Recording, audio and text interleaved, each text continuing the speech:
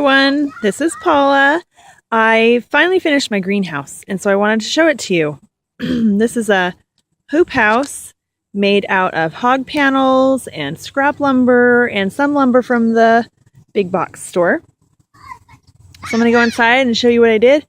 Come outside and show you how I finished it. So I made a Dutch door here. That way I can vent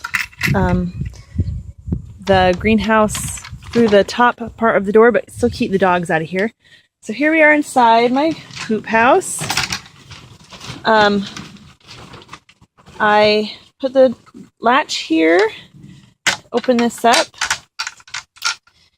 and then the latch to keep it, it's a little stuck up here. I need to sand this again. The water's got to it and warped it a little. Okay, so I've got a hook out here. You can see I'm trying to shut it. Keep that from swinging in the wind. Okay, so I've got the door framed in. I've got this little stopper here so it doesn't poke through my plastic. So at first I started with 2 raised beds, size 3 feet by 12 feet. I just got some 2 by 8s and stacked them.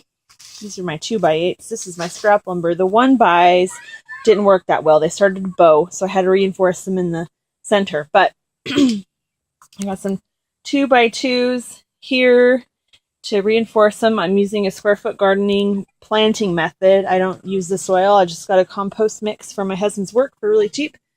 So I've got the greenhouse framed in this way. I've got my window over here to vent it. So I've got 1 window on the other side and then 1 window on the other side to get a cross breeze through here. And my box fan fits perfectly in this window. So if it gets really hot, then I can also let that window down all the way and put the box fan there. So I've got these sides framed in here with a pole straight down, 1 across, 1 diagonal, and on the sides of the beds, I made a pocket for my hog panels to set in. I used 3 hog panels.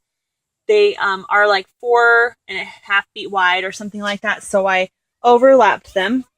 And then I covered them in part of a pool noodle because they have some sharp edges here. I don't know if you can see that I didn't want to rip on the plastic. So I'm putting this pool noodle here to protect the plastic from getting ripped on there. So that's about all I can show you from the inside. I don't have any irrigation set up yet. I can install a heating system through here if I wanted. My husband's seen lots of crazy things and wants to build me like a wood stove and all sorts of crud. But there's a dog who can't stay out of here, so we have to keep this door closed. Latch this here. The wind's blowing. Okay, so on the outside, I rolled the plastic under and stapled it all along the bed, all along here. I pulled it up and over. I put that pool noodle. This one I just cut along the side. You could also use plumber's foam or whatever. I put that on there, wrapped the plastic around, stapled it to the cross beam. That's why I wanted that cross beam there. Now, down here I've left it open so that in the heat of the summer, I can just scrunch all this up here, and then I can get the house ventilated that way and only have on the top. Okay, so down here is how my pocket went together.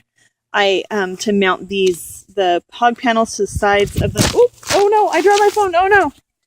To draw my hog panels to the. Oh, that's me upside down there. That was horrible. Sorry. I put a 1 by 2, a piece of. This is like 12 foot wide by 4 feet by like half an inch, and I just found this in the barn.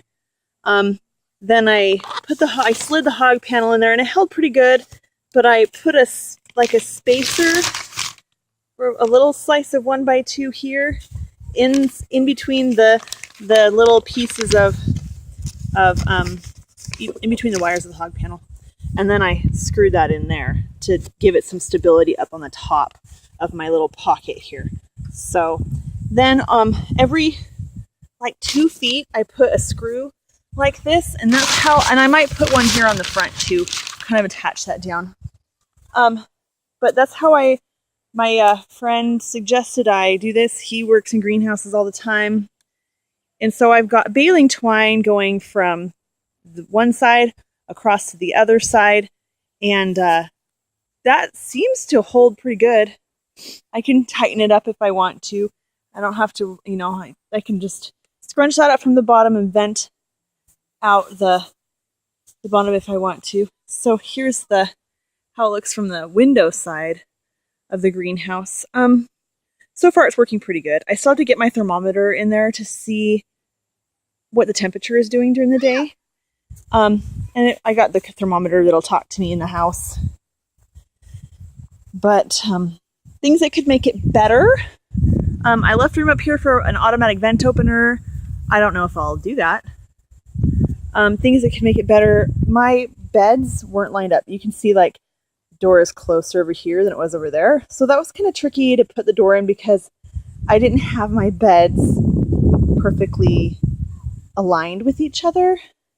Plus, one of my beds is kind of on a slope and I just was lazy and didn't level it, and then it was really hard to construct the rest of the greenhouse. So anyway, but for being my first big project on the outside of our new place, I am pretty much in love with this. It's going to be really good for us, and hopefully the tomatoes will actually get ripe, unlike some of the previous tenants here. And I'm pretty pleased with it. I think it'll hold up well, and we still have enough plastic left to replace the plastic. It's 4mm painter's plastic, so it's not the most durable thing that I could have got, but anyway, this is a little tour of my greenhouse. Hope you enjoyed it, and if you build your own pattern after this is based on Texas Prepper 2's greenhouse plans from his YouTube channel, but I just modified them a little to fit my body a little. I can still have several inches left above my head when I walk into my greenhouse, and I can reach all the way in these 3-foot beds. Anyway, it'll be good for me. So thanks for looking.